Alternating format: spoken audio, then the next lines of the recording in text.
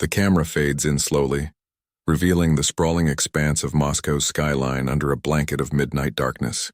Towering spires of glass and steel pierce the inky sky, their lights twinkling like distant stars, a facade of unyielding power. In the heart of it all, the Kremlin's red walls and golden dome stand sentinel, bathed in an ethereal glow from floodlights that never sleep. But tonight that glow flickers with an undercurrent of menace. Faint sirens wail in the distance, a low hum that builds like a gathering storm. The air feels thick, charged with electricity, cut upward to the clouds where shadows dart like predatory birds. Small, sleek drones slicing through the night, their engines a whisper against the wind. Over 100 of them, a swarm born from desperation and ingenuity, converging on the Russian capital with lethal intent. A deep, gravelly voiceover cuts through the tension, the narrator's tone laced with urgency and a hint of grim fascination. It's the dead of night in the heart of Russia, the city that never yields. But tonight, peace shatters like fragile glass. Ukraine has unleashed hell from the skies, the largest drone assault on Moscow in the brutal history of this grinding war. What was once a distant thunder on the front lines has roared into the belly of the beast. The scene shifts abruptly. Grainy night vision footage pulling us into the bowels of a Ukrainian command center, buried deep underground somewhere in the scarred landscapes of eastern Ukraine. The room is a hive of controlled chaos. Flickering screens cast blue hues on the faces of young operators, their eyes hollowed by sleepless nights but burning with resolve. Keyboards clatter like gunfire and holographic maps pulse with red targeting icons. In the center stands Commander Olena Kovalenko, mid-30s, her uniform rumpled, hair tied back in a no-nonsense ponytail. She leans over a console, her finger hovering above a launch button, then presses it with a nod that's equal parts command and vow. "Launch sequence initiated," she says in Ukrainian, her voice steady as steel, subtitles flashing across the screen. "Target Russian air defenses. Make them pay for every inch of our soil they've poisoned." The operators around her echo the sentiment with murmurs, a chorus of quiet defiance. One young technician, barely out of his teens, wipes sweat from his brow and mutters a prayer under his breath. Alarms beep softly as the feeds go live, drones powering up in hidden silos, their rotors spinning to life like the heartbeat of a vengeful machine. The narrator's voice weaves through the montage that follows, painting the picture with vivid strokes.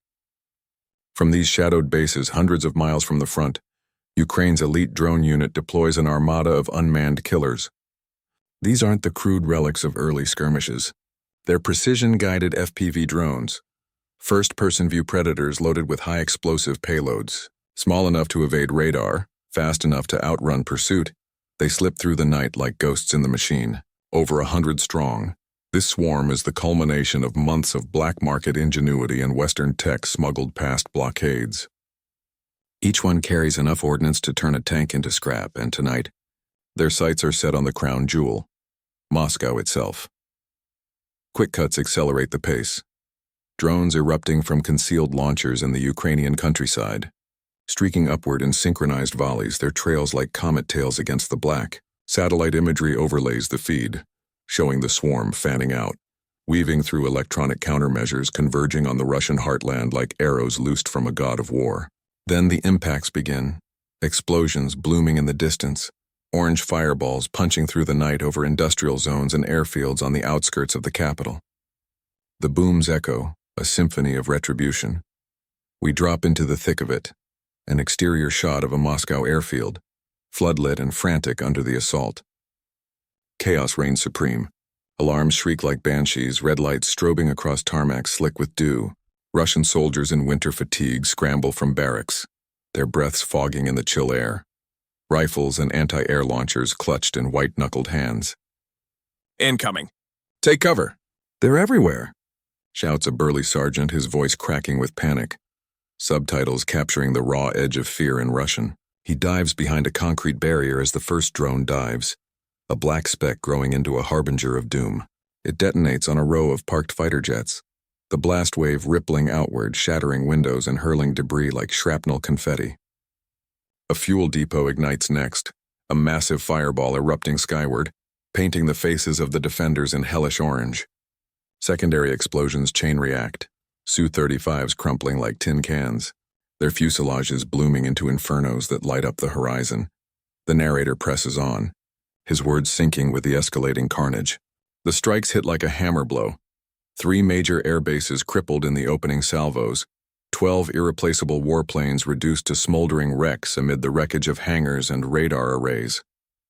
Moscow's vaunted air defenses, S-400 systems that once promised an iron dome, prove woefully overwhelmed, their missiles chasing decoys while the real threats slip through. This isn't just an attack.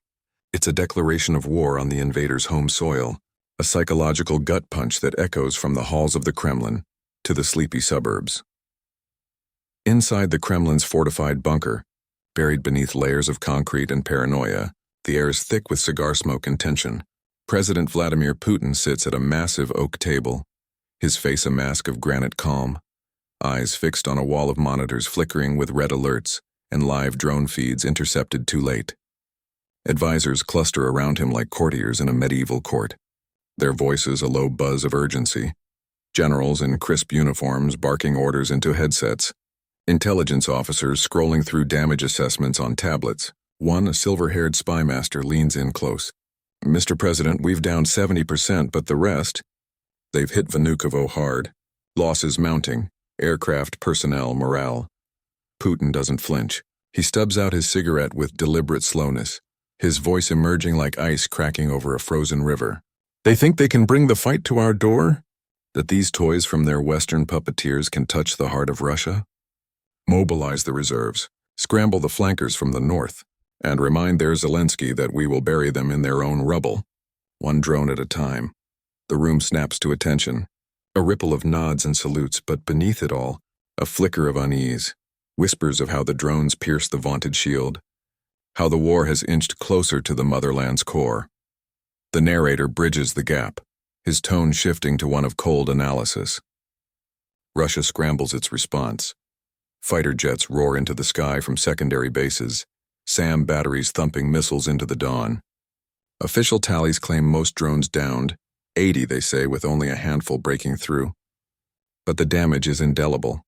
20 confirmed dead in the blasts, from pilots incinerated in cockpits to ground crew vaporized in the crossfire. Billions in material lost, supply lines severed, and a capital gripped by fear that seeps into the veins of its 8 million souls. Social media ignites like dry tinder, hashtags trending from Telegram channels to Western feeds. Your Moscow burns, bear bleeds. Videos of the fireballs go viral, shared by exiles in London and patriots in Kiev. A digital battlefield where narratives clash as fiercely as the drones themselves. Dawn creeps in reluctantly, painting the Moscow streets in pale grays and smudges of smoke. The camera glides through the aftermath, residents emerging from apartment blocks dazed and disheveled, wrapped in coats against the autumn bite. A mother in her 40s clutches a wide-eyed child to her chest, stepping gingerly over shattered glass from a blown-out storefront. Police in riot gear cordon off smoking craters where drones met their end, their faces grim under helmets as they wave back gawkers with megaphones. "Clear the area." Official business. One barks, but the crowd murmurs, phones held high to capture the scars, twisted metal embedded in pavement, the acrid stench of cordite hanging heavy.